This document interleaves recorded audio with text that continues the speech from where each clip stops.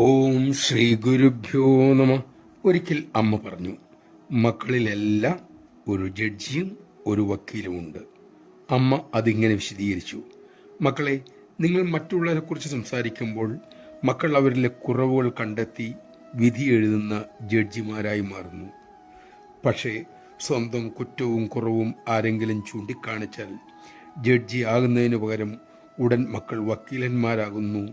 സ്വന്തം കുറവുകളെ ന്യായീകരിക്കാനായി പല കാരണങ്ങൾ കണ്ടെത്തുന്നു.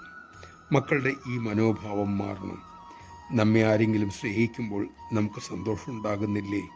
അതുപോലെ നാം സ്നേഹിക്കുമ്പോൾ മറ്റുള്ളവർക്കും സന്തോഷമുണ്ടാകും. അതിനാണ് മക്കൾ ശ്രമിക്കേണ്ടത്. നമഃ ശിവായ.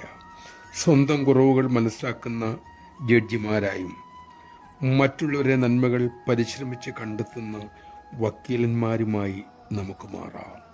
അത് നമുക്കും എല്ലാവർക്കും ഒരുപോലെ ശാന്തി ഉണ്ടാക്കും. അതിനായി അമ്മ നമ്മെ അനുഗ്രഹിക്കട്ടെ.